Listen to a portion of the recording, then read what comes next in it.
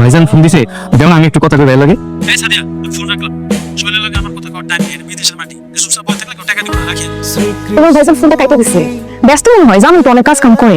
আচ্ছা চিন্তার কোনো কারণ নেই, তোমাদের বিপদ আপদে পাশে থাকতে হবে তো, তা তোমার ভাই থাকবে। তোমরা তো খালি মনে করো তোমাকে ভাই খালি আমার বিপদে দেখে, তোমাকে বিপদ দেখে না। আসলে ব্যাপারটা তা না। আমি ঘরে যাই, ঘুমাও যাও। সারাদিন তো কিছু ধর নাই, খাও।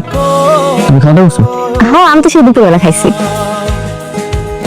ভাবি ভাইয়ের লাগে কথা কইতেছেন, আমার একটু কথা কই দেন না। তোমার ভাই এখন ব্যস্ত আছে, কথা বলতে পারবে না, এখন যাও।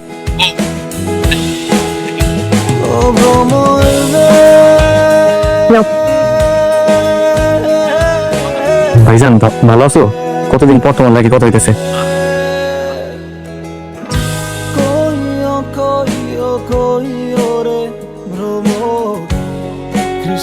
ভাইজান আমি তোমার মানে দুর্নাম কম করলাম। আমি খালি খুশি যে আসার সময় তোমার কোনো বিয়ে হবে।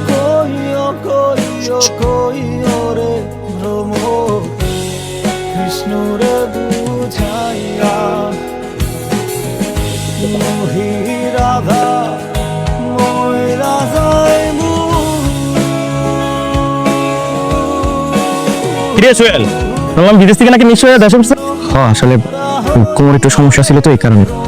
বুঝতে পারছি। মোর্শেদ তো মনে হয় তোর কোনো সাহায্য সহযোগিতা করে না, তাই তোর গ্রামের ভাই বেরাদার হিসাবে আমার মানিয়ে কিছু টাকা আছে, দিয়ে তোর 100 টাকা দিই, কিছু মনে করিস না। ভাই ভিক্ষা দিলি তুই না? সমস্যা নেই, তুই আমার উপকার করার লেগে দেশ আর আমার অপমান করার লেগে দেশ, আমি খুশি হলাম। কিন্তু ভাই তোর একটা কথা বলি, মানুষের অসহায়তা নিয়ে আমার নষ্ট করিস না। এই চলো তো। এমনিতে আইসিস বিদেশ থেকে মাই দিয়া, পকেটে তো কোনো টাকা পয়সা নাই, গ্রামের মধ্যে ডেন্ডারি করে ঘোরস, আবার পাট নিয়ে কথা।